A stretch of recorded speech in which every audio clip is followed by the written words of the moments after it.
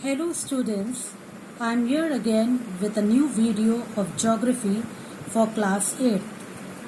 In our last video, we discussed about migration.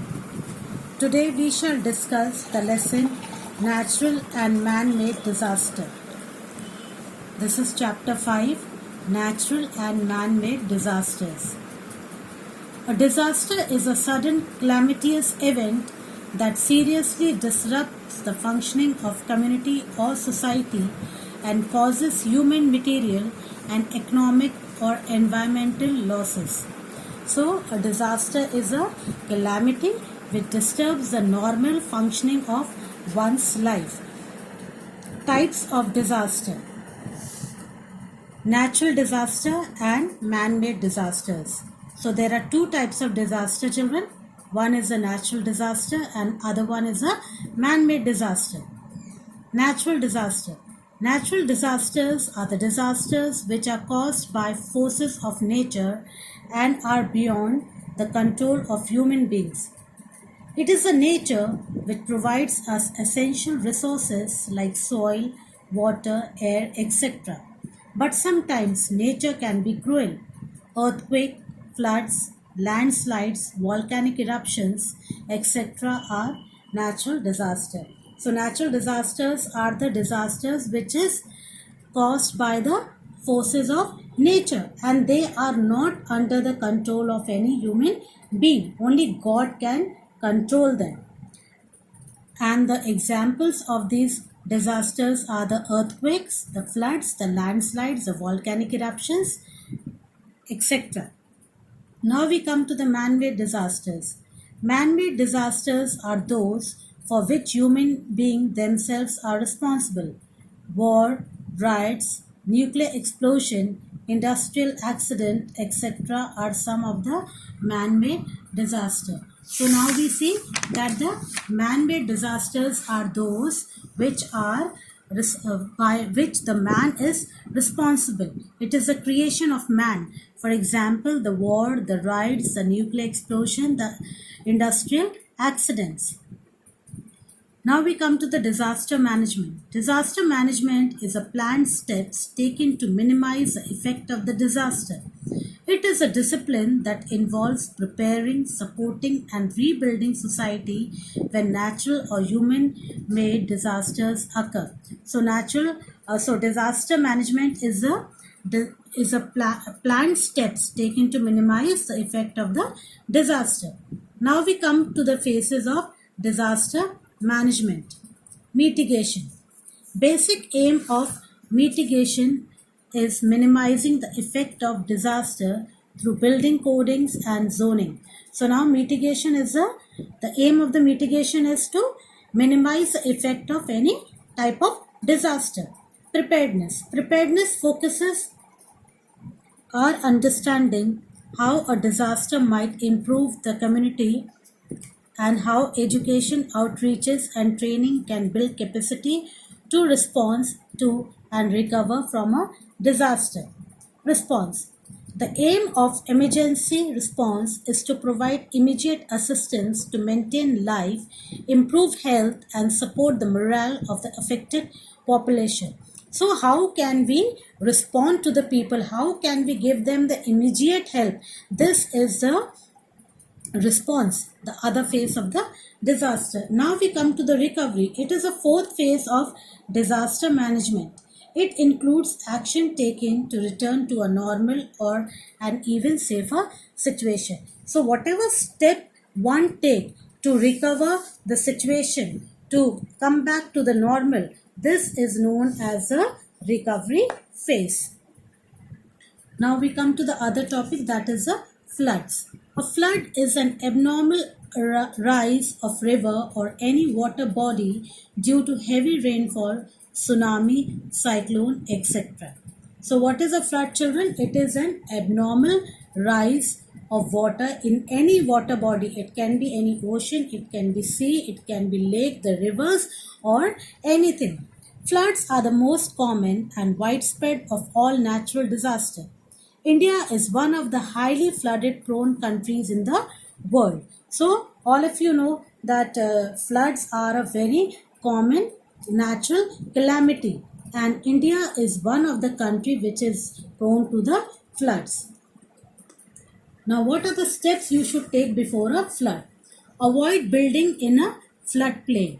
Construct barriers to stop flood water from entering your home. If a flood is likely in your area, listen to the radio or television for information. Know the difference between a flood watch and a flood warning.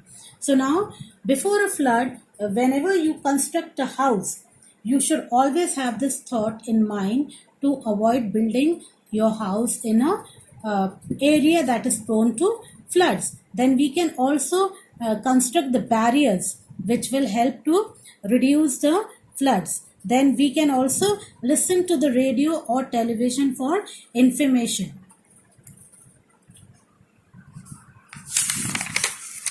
Now, during a flood, what are the things that one should do during a flood? Do not walk through moving water. As little as 6 inches, that is 15 centimeters of moving water, can make you fall. So, when there is a flood, you should always think that not to walk in the water that is deep. The water should not be more than 6 inches or 15 centimeters. If you have to walk in water, wherever possible, walk where the water is not moving. Use a stick to check the firmness of the ground in front of you.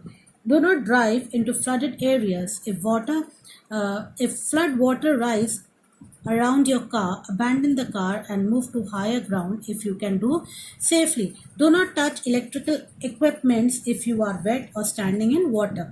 So children, if you do not know the depth of the water, use a stick to find the depth and to be safe. Other thing is, when you are driving, you should always stop driving and move to a safer area. And more importantly, you should not touch anything of electrical equipment, electrical appliances. That will cause you a great shock and it will harm you a lot. After a flood, listen for news reports to learn whether the community and water supply is safe to drink. So, after the flood, you should always listen to the news to see whether the water is contaminated, not contaminated, it is safe for drinking or whatever. Be aware of area where flood waters have resided. Roads may have weakened and could collapse under the weight of a car. Return home only when authorities indicate it is safe. Stay out of any building if it is surrounded by flood water. So many times it happens that the water is so, the severity of the water is so much that it penetrates into the roads and everything, and as a result it weakens. So you should always try not to go in such places, and you should not try to enter the building that is already damaged or surrounded by water. Now we come to the other topic, that is the earthquake. Earthquake. It is a trembling or sudden shaking of the ground that happens when rock masses on the earth's surface are abruptly displaced. Earthquakes happen along fault lines in the earth crust, and the intensity and magnitude can vary greatly. So all of you know, children, that earthquake is a shaking and the trembling of the earth. When the tectonic plates, they collide with each other, they overlap each other, that time the earthquake happens. So this is also one of the very serious calamity. Indoors, do not rush outside. Get your families inside doorways, under tables, or if they are bedridden, under the beds. Keep away from windows and chimneys. So during the earthquake, children, you always remember that try to be inside. As far as possible, when the earthquake comes, try to get under the beds or under the tables, because this will save you. Because all the material that falls from the roof, it will go on the beds, it will go on the table, and you will be safe. Outdoors, stay away from building, high walls, or dangling electric wires. Do not enter damaged buildings. So if you are rushing outside for any reason during the earthquake, try to go to a place that is away from the building, and try to be away from the wires that are hanging, and it can easily harm you. Driving. If you feel the earthquake when riding in a car or bus, ask the driver to pull over and stop. Stay inside the vehicle. So it is always nice to stop the vehicle if the vehicle is in the motion and try to be inside the vehicle. As soon as you can, put out all domestic fires and turn off heaters. Turn off electricity, gas and water if the house is damaged. So first and foremost thing that you should do during the earthquake is switch off all the electrical appliances. Put out all the domestic fires and turn off the heaters. Leave the house if the fire starts that cannot be put out at once. Move to the nearest shelter or evacuate the area if this is ordered by the appropriate government agencies. So always listen to the news. Whatever directions is given by the government, try to follow that. Now we come to the fire. Fire is a very good servant but a very bad master. As long as fire is under our control, it serves a lot of useful purposes for us. But once it goes out of control, it can create a lot of destruction. However, despite the presence of the safety measures, the occurrence of accident is oftentimes inevitable. So fire, as you know, is very another dangerous things. It is another calamity. Whenever the fire is caused, try to be at a safer side. And it is said that fire is a very good servant but a very bad master. In other words, when you are able to control the fire, it is a good servant, but when the fire becomes uncontrollable, it is a bad master. What to do in case of fire? Immediately pull the nearest fire alarm. Pull stations as you exit the building. When evacuating the building, be sure to feel doors or heat before opening them to be sure there is no fire danger on the other side. So it is always nice to evacuate the building when the fire takes place in any of the building. Use ISI certified appliances. So what are the things that you should do? Always use the ISI certified appliances. Then switch off the electric supply of the fire affected areas. Replace broken plugs and switches. So you should always use the switches that are in a proper condition. Don't use which is broken and in a bad condition. Replace broken plugs and switches. Switch off the main switch when leaving home for a long duration. So whenever you are going, children, for a long duration, for a holiday, try to just switch off the main switch before you leave the house. Don't use substandard fixtures, appliances. Never have temporary or naked joints on wiring. Don't leave wires under carpet, mats or doorways. They get crushed, resulting in short circuiting. So sometimes we are very careless and we put the wires under the carpet, which is very dangerous. And never join the naked wires with the sellotape. This is again a very dangerous thing. So children, in this video we will stop here, because in the other video that I will be uploading, we will take the other topics that have not been discussed, because this lesson is very huge. So the other half of the lesson we will take in the other video. Thank you, children.